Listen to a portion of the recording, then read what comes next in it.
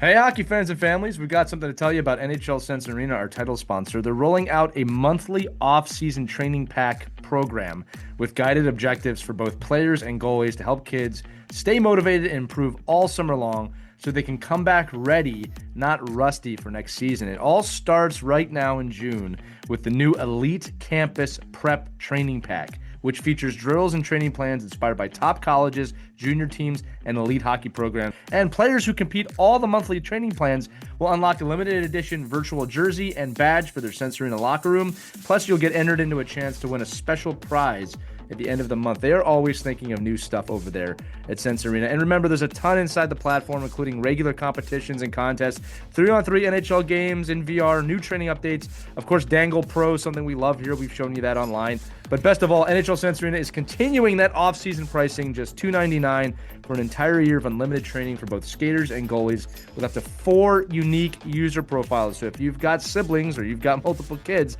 this is for you. Visit nhl.sensearena.com/OKPH and you'll get an additional $25 off on top of the off-season pricing. That's pretty cool. And that's basically a free month of NHL Sense Arena for our listeners. So this is something you're going to want to check out. It is a tool for your hockey player. Speaking of tools for your hockey player, let's get you into this episode of Our Kids Play Hockey.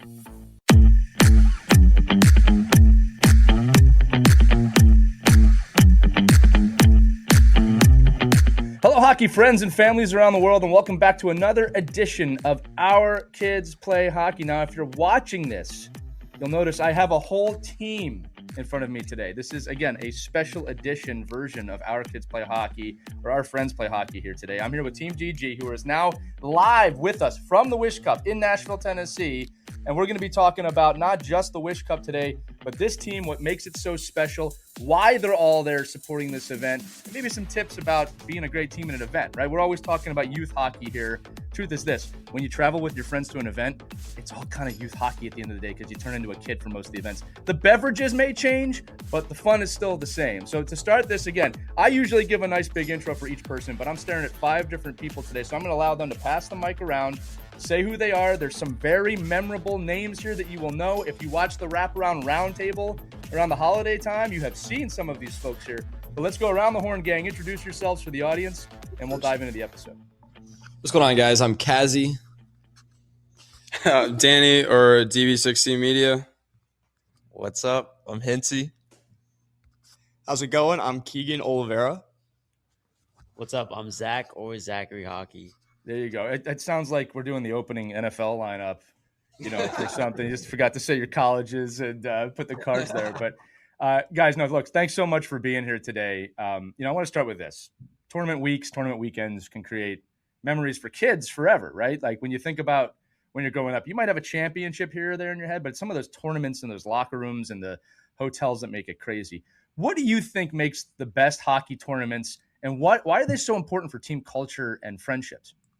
Yeah, so I think the tournament itself and being able to play with guys is a great time. The games itself are so much fun. But for me, the most cherished part and the most memories I make is outside of the rink, the stuff we're doing here at our Airbnb or if we're out getting food. So the memories we make outside of the rink are just as good as the ones we make during the games at this tournament. No, I love that, man. It's so true because at the end of the day, and we tell kids this all the time, it's tough to know it when you're in the middle of it. We play for quote unquote championships. We play for the big moments, but at the end of the day, it really is the journey that is the reward. And I think the older you get, the more you start to realize that.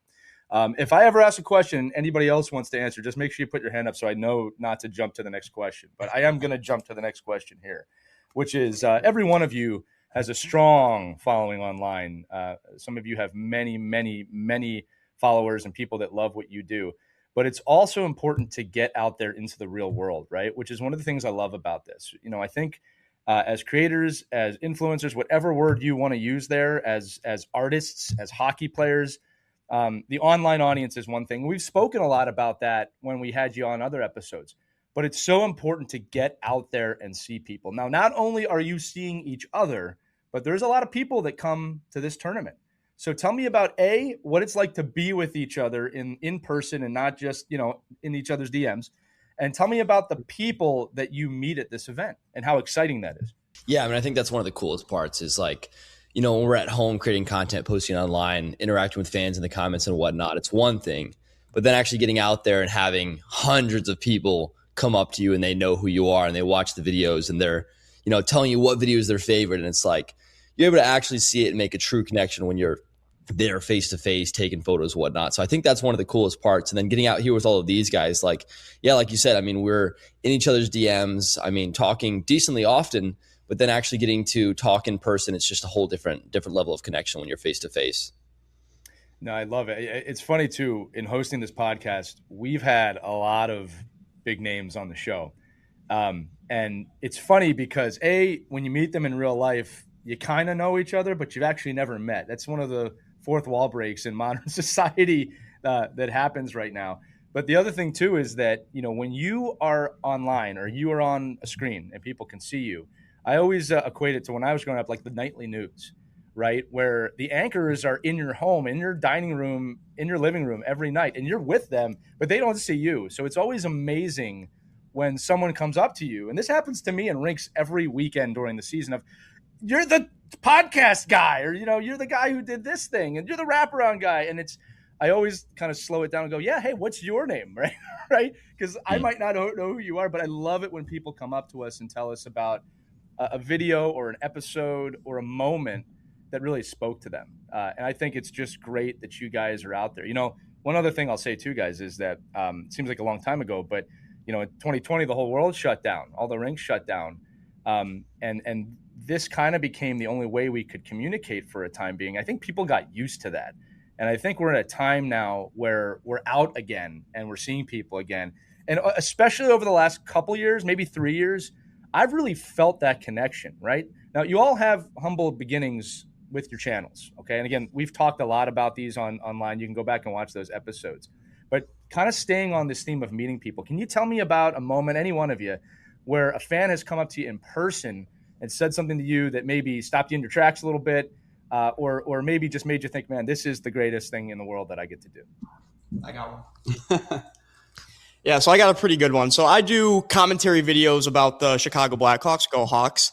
And I went to college at the University of Nebraska-Lincoln, go Big Red. And it was there at Nebraska where I was the play-by-play broadcaster for the school's club hockey team. And so it was my last broadcast of my senior year. We were broadcasting at the Icebox, home of the Lincoln Stars. And right as the broadcast finished up, mind you, this is in Lincoln, Nebraska, a high school kid comes up to me, says, "Hey, Keegan, I'm a big fan of your channel. I love all that you do." And it just absolutely blew me away. I'm here working towards my goal of being a broadcaster, and I have this kid coming up to me saying, "Hey, I love your stuff in Nebraska." And I'm a Chicago-based page. So seeing how widespread that my content has reached to come all the way to Nebraska where I am is just so special and honestly an experience I'll never forget.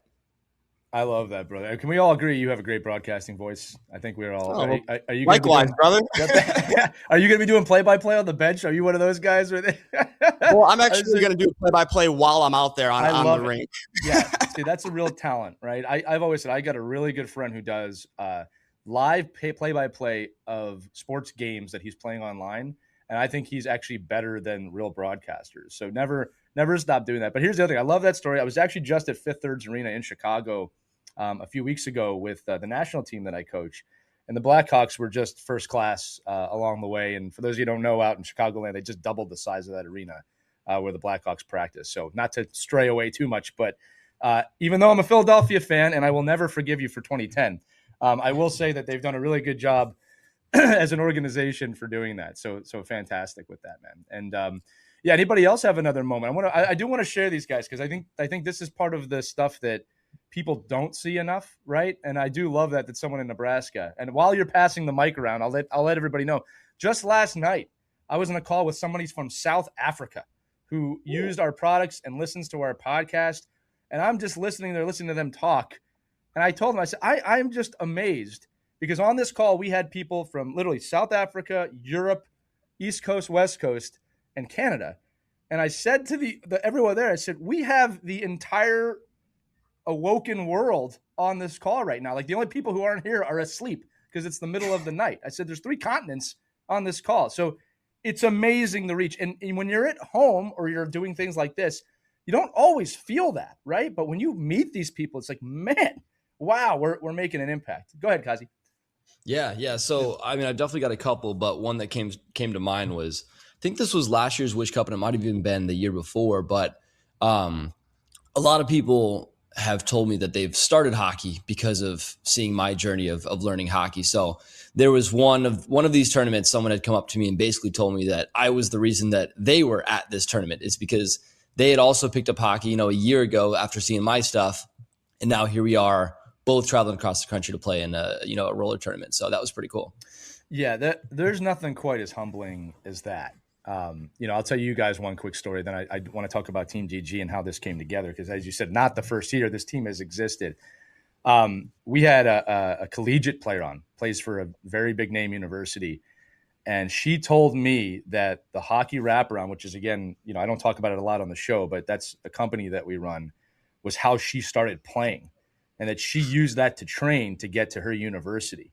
And I just sat there and I said, we created this for you. Like, that's exactly the dream we had, that one day someone's going to train and get to college because this was part of it, right? And obviously it's a little more than just a tool, but that, wow, this has been there your whole journey. And then the amount of people that come up to me and say, oh yeah, I use that thing. Like, it's just the kind of like, it was a tool I used, right? It's humbling when you feel that impact. And Kaxzi, to you too, and I'm sure it's all of you, when someone finds a spark and love for the game because of something you've done, and I think all of us in the game have that person, right? We weren't just born, as much as the cartoons want us to think, plop out and go, I'm a center, right? It's you find the game, and I think that's one of the best parts of the game, is where the love is cultivated. Now, I do want to say, you mentioned the team. You've been around for a few years. How did this team come together? What year are you? Is this year 3 that you guys are going to be together, right? It is, yeah. Right. Yeah. And tell me, like, how did it come together? Why are you together? And then what are your expectations for the week here? Yeah, I mean, so I think it initially started as kind of how, going back to talking about being in each other's DMs and not really ever seeing each other face to face, but just collaborating and all kind of having the same goal of creating hockey content and trying to actually make something out of it rather than just making it, a side thing. It started as a way to bring creators who are all on the come up and all creating content together to be able to collaborate and network and be able to talk about content in a way that, our friends who aren't making content don't necessarily care to talk about. No, it's a really great answer. It reminds me too, years ago, probably 2018 or 19, I was in Minnesota for the Let's Play Hockey Expo, which is one of the largest expos in the country. And we had a creator game. And every big name of the time, every one of them was there. And I remember we all got on the ice, and you kind of realize quickly, we have no idea who's actually played hockey, who's just, coaching hockey, like no idea where we're all at. And it was just funny because it was such a tentative game for a couple minutes. And then we started talking and it got super relaxed, super quick, right? Mm-hmm. And at the end of the day, guys, at your point, we're all just hockey players, right? But the connection of being on the ice or, on the tile or on the street at this point, right, for you guys, changed the whole dynamic of, wow, we're people and we got to meet each other and we get to create together and have fun. And there was some really great videos that came out of those sessions. But I didn't realize the importance, like you just said, of kind of doing that. It's the game that binds us, and it's the game that should be at the forefront of those connections, right? Now, talking about Wish Cup, right? Pretty unique tournament, been around for a few years. What do you love about Wish Cup that you wish other tournaments maybe would bring in? I would say, obviously, you have the cause for Wish. A lot of people don't know Wish Cup is under Make-A-Wish, which sounds a little crazy, like saying it like this, but I definitely think more people should know that. And then I really think, because I've been there, how many years have you guys been there now? 3? I mean, I would say it's pretty safe to say that Wish feels more, at least to me, like a family tournament rather than just show up, here's the fee, and play your games, right. So, and they've really fostered that with all the all-star stuff. But Colby does a very, very good job, especially with the youth teams, keeping a lot of them together and just the events and everything they do outside of the rink. So I've never seen any other tournament really do that. They just run their games and then they let it be that. But that's why I think Wish is pretty special. That's a great answer, man. I'll say too that I think it really feels like that. For those of you who haven't seen Wish Cup online, you can find a plethora of content from the last few years of this running online. But I like that you said it's that family atmosphere, because that really does come across, I think, in the visuals that we see, right? A lot of smiles, a lot of what you just said too, that, you know, there's clearly a cause behind this. It's a little bit bigger than just the game, which is exciting. Now, with that said, though, ton of fun, but you're all competitors, right? When we see this, right, I know we're having fun out there, but like any tournament, at some point, the competition is the competition. So how do you balance between the, hey, let's go out there and have fun, which has to be part of it, and let's go win a game, right? Let's go get a goal. Let's go get in this thing. Is it purely fun the whole time? Is there competitiveness? Are some of you on that, some of you off that? Where does that play into the whole thing? I got to laugh there, so this is going to be a good answer. I mean, for me, obviously, before we start playing games, it's all fun and games. But then once we start playing, it's I get competitive. We're here to win, right? Yeah. I mean, the other thing for me is, like, I grew up playing competitive hockey my whole, life, and coming out to this, like, the atmosphere outside of the rink is just all fun and games. But then once the games start, it's just a complete, like, switch. I mean, obviously we're having a good time playing, but we all want to win. And last year we made it pretty far as well, like getting to the semifinals. Yeah. And we're hoping to do that again this year, honestly. So, yeah, I couldn't care less if we win or lose, to be honest. I'm just out there for the vibes, having a good time. I think it's the skill wise oftentimes is a little over my level. So for me, it's all about enjoyment and just not getting smacked. As long as we don't get absolutely worked, I'm having a good time. Yeah, I think too, guys, that one of the big mistaken aspects of the game is there's a difference between being competitive and competing, right? And neither one of them is right or wrong. Like, they're both different aspects of the game. But one of the things we talk to a lot about youth athletes is that competing is hard. It is fun, right? Competing is what makes this game fun. That's part of the vibes for me. And guys, that doesn't take away from what you said, right? Like, I'm sure you're not just going out there and, controller disconnected and be like, this is fun, right? You're playing, right? You're out there trying to do the best you can. And I think one of the things that I love about the game, especially events like this, and Kaxzi, not directly speaking about you here, you'll see why I said that in a minute, but no matter the talent level, it's like everyone is welcome. Everyone is able to play. And that's one of the cool things I've always thought about hockey is that, depending on the environment, like if you're playing for a national championship, that's one thing. But, if you're playing in a tournament like this, that's based around a cause, or an open hockey or an open skate, people tend to help each other. They tend to want to get each other to a better place. And using the word vibe, Kaxzi, like, that's one of the things that I love about this game. Like, it will never falter that when I go to an ice session or an outdoor session, someone's helping somebody else, right? And someone's teaching somebody something else. And I will learn from a 12-year-old as much as I'll learn from a 60-year-old out there. I don't care. If someone's got something they can do that I can, I want to learn it. I always joke, I didn't learn in Michigan until I was in my late 30s. Now, to be fair, the move didn't really exactly exist on a prominent level until I was that age. I won't tell you my age now, but the kids were doing it. I went up to a kid. I said, hey, show me how you do that. And the kid goes, you want me to show you how to do this? I said, yeah. He's like, aren't you? I said, don't worry about any of that. I said, show me how you do that. And he taught me. He taught me how to do it. That connection can't be replicated fully online. I'll say that because I don't want to discount people who teach online at all. All right. Next question for you guys. There's a gigantic, for those of you not watching, puck around and find out flag. We didn't hide this in the beginning. Hockey Rapper, I'm proud to support your team. You all have the hats on right now as well. I want you to talk about two things here. One is that why partnerships are important for tournaments like this, right? Not just the money coming in to support, right? It's more about the connection and maybe why that brand works for this. And then also when it comes to the tournament as a whole, how we're together going to try and raise money for this cause. To that point, I think it's a symbiotic relationship where both parties are elevated by working together. Obviously, you can get a lot more done working together. And obviously, we're working together for this cause, for this tournament.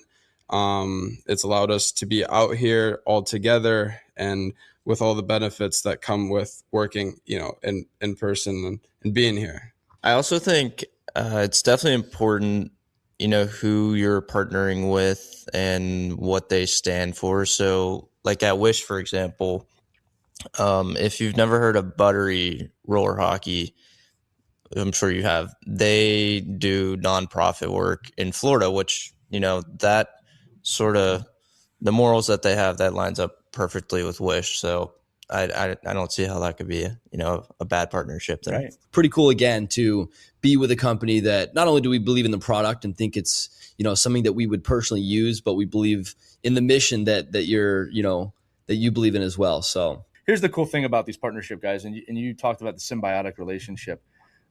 Anytime you have a brand or a mission, whether it's wraparound or making the game more accessible, you've got to amplify that message, right? And what we've always believed, and this is true of the podcast, Our Kids Play Hockey, wraparound, anything that we do, is that that's a team too, right? As loud and as big as our brand is, you guys have all shown us that the way you spread the message and you amplified the message and you broadcast that message is exactly on the same vibes as that we like to, right? And I love how this has grown, that we've had most of you on individually. We got to know you. We got to understand why we love the game. That's how it built. And now we're amplifying this cause together to both grow the game, create something for a great cause, and then again, get these tools out there for people to train. And like you said too, right? Like people might not know if they don't see it for the first time, right? So I love that. I appreciate you guys spending a couple minutes on that with me. And yes, for those of you at home watching for the first time, Puck Around and Find Out is our catchphrase for the puck. It's been well accepted. We market tested that with a lot of parents before we did it, and every one of them was okay with it. So thank you all out there for doing that. All right, guys, a couple more questions for you. One of the things we talk about, one of the myths that I'm going to come out right away and say I don't agree with, is that inline or roller hockey ruins your ice hockey stride, your ice hockey game. I think that's one of the most ridiculous claims. I don't know where that claim came from. I would like to know what you guys think about roller to ice or inline to ice. Obviously, different sports. I will admit that, right? They're not exactly the same. The stride in inline is a little different than the stride on ice. Okay, like any two sports, there's some small differences. But I know a lot of guys whose hands were born on the street. I know a lot of guys whose hockey IQ was born on the driveway. What are your biggest, comparisons between the two? Do you prefer one over the other? We can go around the horn on this one. I'm sure you've all got something to say. Yeah, so I played ice my whole life, so I thought exactly what you just described, that roller was just its own little thing I did not want anything to do with. But once I got into it, you realize really quickly it is so offensive. I mean, I don't think anyone here likes playing defense at all. They don't like it or they don't do it. There's a difference there. Yeah. So you just naturally start working on your hands more and more. And then, you start seeing clips of like Bedard and Patrick Maroon and Ernie, and we just had Forsberg in the All-Star game. Yeah. All really small names, by the way. That's yeah. All NHL superstars right there. Actually, back in Pittsburgh, Logan Coley, who I'm sure you're familiar with, he played a ton of roller growing up with his brothers around where I live. And I think his hands are doing just fine in the NHL. So I think there's a real benefit, and it definitely teaches you to be more offensive minded. Defensively, we could probably skip that part. But offensively, I think it gives you the freedom and allows you to be, in that creative space. And if you want to carry that over to ice, you can. But regardless, I think your hands are going to get a lot quicker. Yeah. Goaltenders listening, cover your ears, by the way. This is, yeah, go ahead, buddy. Yeah. Yeah. Oh, to that point, I've been playing hockey since I was 4 years old, and I've never played roller growing up. I started playing roller once I started doing Wish with Team GG. I think the biggest thing is that the stride is different, right? It works different muscle groups, and I can definitely feel that when I'm out here. I think the biggest adjustment also is that there's no offsides in roller. There's a different strategy to it. Like with yeah, I mean it's very different from on ice in terms of team strategy, and that's a huge adjustment for me. But also to Hintzy's point, it helps with your hockey IQ. It helps with creating plays and down that avenue. Yeah, for me personally, I started learning roller before I started learning ice. Right. For me, it was a matter of accessibility, and that's why I like roller so much. Is because you don't need anything but your skates and your stick and a puck. Like you can go out anywhere, and that's how it started for me. Was just in the street, and then eventually an ODR, and now it's transitioned into some ice hockey as well. But they definitely are very different yet very similar.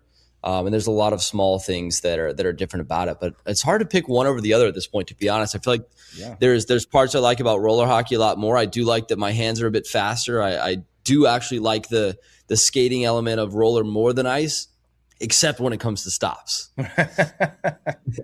I'll tell you a quick story before we continue here. When I was playing roller my first year, having some success, right? Was doing really well out there. And I remember a play got close to the net, and I'd been playing ice at 30 years at this point almost. And I went to do a hockey stop just instinctively on the tile, and I just flew across into the boards.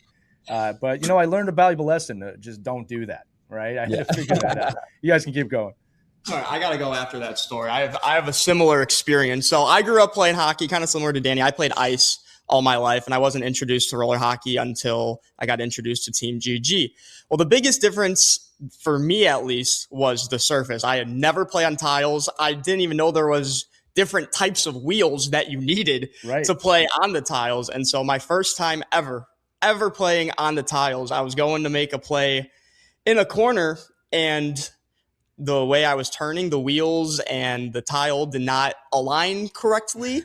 I wasn't used to the texture of it, and I went face first right into the dasher. Yeah. And my tooth went through my lip. Oh, it kind of like a little hole through my lip. I didn't even notice it at first. I just was trying to, kind of gain my consciousness back, like what just happened.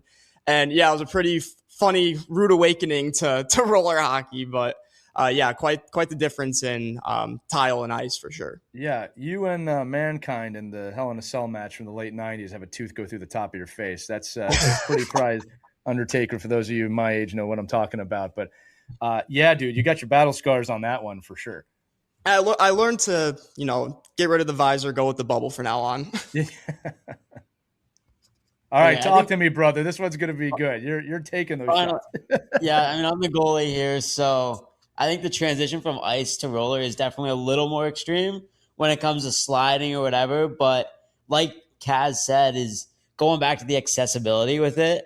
It's like you can go out to, a local ODR and just get your reps in as so much more than you can going to ice and finding ice time.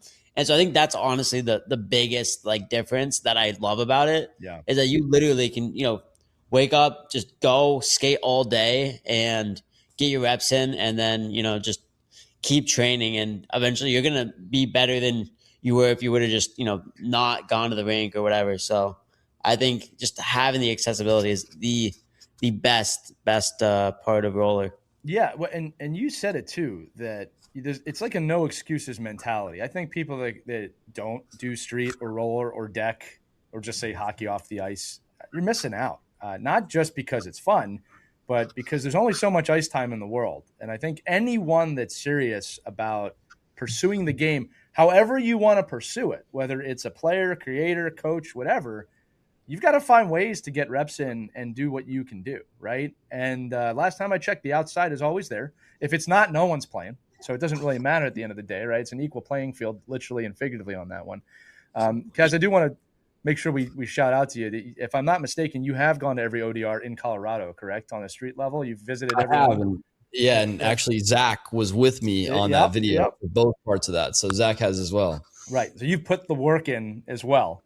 Oh yeah. I do have to ask, top 3 favorite aspects of what makes a great outdoor ODR for the street, the tile, whatever you want to say. Yeah, definitely. I mean, I think that the highest ones that we ranked were the ones that did have tiles, which was very rare. I think playing on a tile surface is just superior to playing on a concrete surface. And even after that, if you are going with the concrete, it comes down to how many cracks are they? How do they do the concrete? Some of them are straight one layer of concrete, whereas others are more like a sidewalk where there's those massive man-made cracks every 3 feet, and those are the worst for stick handling. After that, I think it comes down to the nets. Are they standing upright? That's a big bonus with nets. Bare minimum. Bare minimum with nets. We definitely saw a few that were in pieces and not upright. Any final? What's number 3? I think honestly, like the nets is huge, but also like having high enough glass behind the nets for me is a big one, because like I'm a goalie, so I suck at shooting the puck, and I'm just soaring them over the glass all the time. So I think that's got to be the other big one for me. Yeah, funny story for you guys about that. When we obviously test all the products we invent, and we have to go outside to do that with almost every wraparound product. And we learned very quickly with the puck round, which is, again, the same weight as a puck. If there's a highway or a street nearby behind the net and we hit that post, we could get in a lot of trouble if we're not careful. So we've had to learn how to kind of pick and choose our places with that, because we don't want a puck to end up in someone's windshield. As cool of a story as that would be for them, we don't want that to happen, because we'd end up having to pay for that. I'll tell you guys this too. One of the things you mentioned too is about how the rules are different in roller and inline. Technically, or typically, it's 4-on-4, no offsides, a little bit of a smaller rink. Sometimes it's not, right? We're seeing this a lot in hockey now, different aspects of the game growing, where I've seen 3-on-3 hockey taking its place in the world. Was just at a tournament in Argentina. Very different rules, right? No blue lines. There's a thing called the retreat line. Every penalty is a penalty shot. If you score from behind the red line, this is on ice, counts as 2 goals. And they're building these rinks in a lot of major cities around Europe and the world and South America, because it's a lot easier to fit a small rink inside an urban or city environment. So I want to talk to you guys. I'm just bringing that up as an example about how the game continues to grow, especially in a world where traditional 5-on-5 ice hockey is becoming, dare I say it, too expensive, all right, for everybody. We are pricing people out of the game. So last question before we get to some rapid fire is, how important is it to experience hockey in other ways than the ice, including roller, including inline, including things like the Wish Cup, including 3-on-3, to continue to grow the game? And how are we going to push forward as hockey people to make sure that people are getting into the game every single year? The thing with ice is tough, because obviously what you just said, the cost, right? So really, if I'm looking at like a message I want to push to kind of push the game, I'm really going to go with roller every single time now. And like we said earlier, I think the culture, even though they're very, very similar, the culture of roller is way more inviting. Ice to me is more structurally organized. Mm-hmm. So it can, to a kid, like, it might be a little, I don't know if intimidating would be the right word, but it's just not as open, welcoming. Sure. I don't know. Like, how do you keep pushing ice? I mean, I think too, like, pushing just hockey, talking about, right, boys, just pushing hockey. I'm not necessarily just saying ice. Yeah. Right. I think the thing about roller that I like is it does feel like it's more built around fun. And you mentioned these other like variations of hockey that sound like they're just built to make it interesting, to make it fun, and to make it different. Especially if you've been grinding competitive ice hockey your entire life, like, roller hockey is typically a more chill environment, and again allows you to kind of, try some fancier dekes or do some, crazy moves, and like, you're not as punished for doing that. So I think it just opens up to a lot more creativity and just being able to embrace the fun side of the game, not necessarily always the super try hard competitiveness. Love that. I think one other thing is hockey, just in general, with the way it's set up, will always be quote unquote inherently hard to access. Like, if you compare it to other sports like football or basketball, Like you throw on your cleats, throw on your gym shoes, get a ball. You can go out to any field, even with soccer. It's very accessible. And I think that's the hurdle that I think hockey in general, whether it's on ice or even roller, has to overcome, building more roller rinks or making ice hockey more accessible. Or I think you look at like these even other countries, like Norway just won their first ever IIHF medal, right? And it's all about getting hockey sticks in kids' hands, like whether it's street hockey with like a wraparound, just making sure that they have a way to access the sport in any capacity. No, I love those answers, guys. And you're right. There's an accessibility issue that I think all of us are trying to combat and work on. And you said it. It's important is getting sticks in kids' hands wherever they're choosing to play and making sure that they have the ability to continue in the sport. Now, if you're listening to this show, there's a 99.9% chance you have a kid who plays hockey. What I hope we accomplish with this last question is just getting you to think a little outside the box about that ice is not the only thing in the world, right? Question I always give, it's an open-ended question to our audience is, how many of your kids have inline skates or rollerblades, and how many of you just let them go outside on the driveway and play with no structure, nobody telling them what to do, no drills, just let them go out there and play the game. And if they have a friend down the street, then you get the competitiveness. That's how I started, right? Again, ice hockey's been my life, but I started on the street outside my house. That's how a hockey coach saw me the first time, because I was just playing street hockey at that time with little plastic nets, and there were no training tools at that time. It was a totally different era of the game. All right, guys, here's what we're going to do to end this episode. I got 10 rapid fire questions. There's 5 of you. Each one is going to have to answer twice. We're going to pass the mic. Whoever has the mic gets to answer the question. There's no, let me answer that. There's no throw it. Going to get a little tense here because, we want people to watch and listen to the episode. All right. So let's just start here. Okay. Kaz, you'll start and we'll go around the room. All right. This is a perfect question for you to start with because of what you said earlier. Rapid fire, most competitive guy on Team GG. Oh, who is the most competitive guy? Yeah. That is a good question. Honestly, it might be Danny. It might just be. There's agreements there. All right, pass the mic. This one's going to be kind of different. Best locker room DJ or best taste in music? You can kind of answer either way there. I might go Keegan. I'm going to go Keegan with this one. I run the aux in the GG locker room.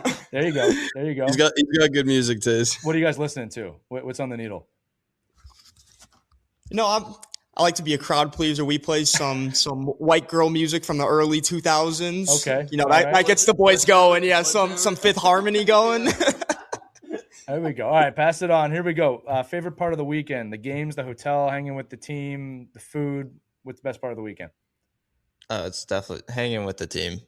I love it. This is the only time we really get to do this out of the entire year. So yeah, no, I love that. For sure. All right, this is a hard-hitting question. I'm putting you wonderful. on the spot. It just happened to come to you. Which one of you would make a terrible coach? Probably Danny, because he goofs off too much. I wouldn't be able to take him seriously. All right, and I'll also ask just to make who would make a great coach? Ooh, that's a great question. I feel like Hintzy would make a great coach. Very experienced, very wise when it comes to the stick and puck. So I'd say Hintzy on that one. Okay, remember, no fighting here. That was a very quick answer. I'll say that. Okay, keep passing it. One word to describe Wish Cup. Incredible.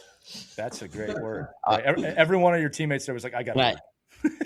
Can I build off of it? Yeah, please go for it. Okay, I don't know, like just seeing the vibe, like when I showed up here and all the kids and how happy they were, like everywhere we looked, and then the cause that goes with it. It's just, I don't know, like it's really incredible to just see all of it. So yeah, that's a great answer, dude. All right, Kaz, you ready for this one? Hardest shot in the team.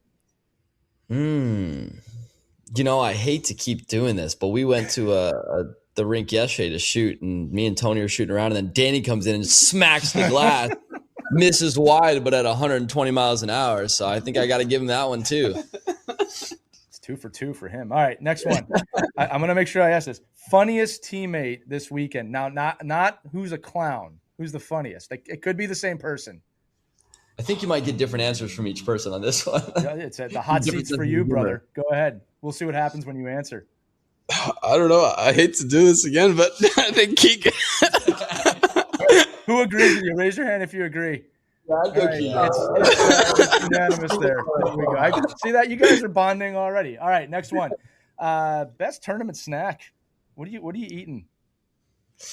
Oh, best tournament snack. I'll tell you what we're drinking.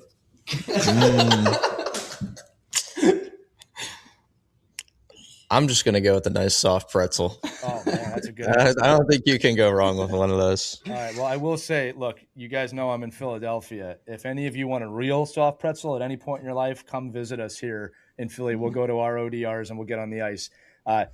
Nothing against the traditional soft pretzel, but if you want a real soft pretzel, you got to come here or go to Germany. Those are the two places you can go to get a real one. All right. Who's the most locked in before games? Ooh. Probably Zach. You don't get a lot of words out of Zach before games. And, maybe that's the goalie side of him. Maybe that's just the way he is. But before games, Zach is absolutely dialed. There you go. All right. And you know what? And it goes to you now. He's been locked in this whole episode. You guys are in Nashville. It is one of my favorite cities in the world. I have never had a bad experience there. What's your favorite part about being there? That's your question, by the way. I mean, shoot, besides the team and just the vibes, I don't know, there's just so much to do here. Like literally we're 10 minutes from, downtown. Mm-hmm. There's, for just something simple, there's every, food spot you can think of right around the corner. And there's just so much stuff to do here. It's really, really a great place to have this. Yeah. Have you guys gotten down to Broad Street yet and seen all the music there on a weekend? Not this year, but not this year, but we do plan either tonight or tomorrow. It's a special city. I have been to a lot of, especially NHL cities. That's one of my favorite. All right, this last one. This is one, if you're from the area, if I don't ask this, I'm not doing my job as a journalist. So you guys can collectively answer this. Nashville hot chicken or barbecue? I mean, it's a tough question with where you're at. One hot chicken. This is a softball question that I have to ask. We'll put it to a vote. We'll get hands for the hot chicken first. All right, that's one. So I wonder which one's going to win here. We have and one and for the hot better chicken. option, the barbecue. That's the winner.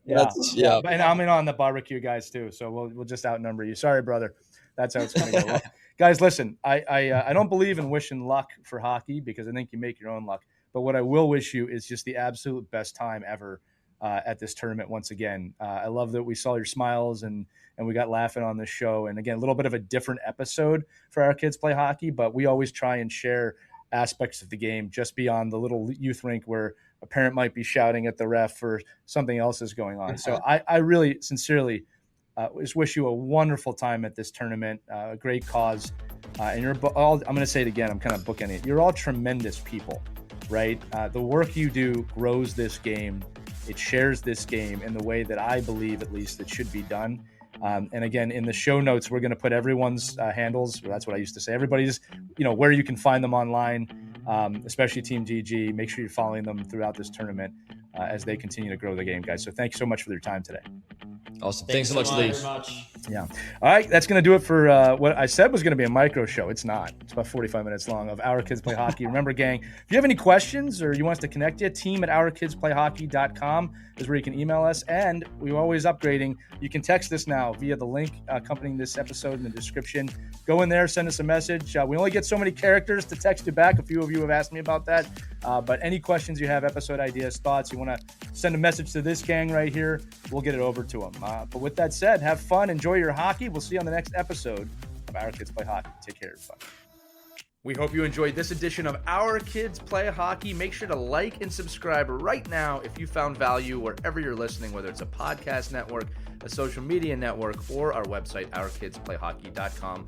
Also, make sure to check out our children's book, When Hockey Stops, at whenhockeystops.com. It's a book that helps children deal with adversity in the game and in life. We're very proud of it. But thanks so much for listening to this edition of Our Kids Play Hockey, and we'll see you on the next episode.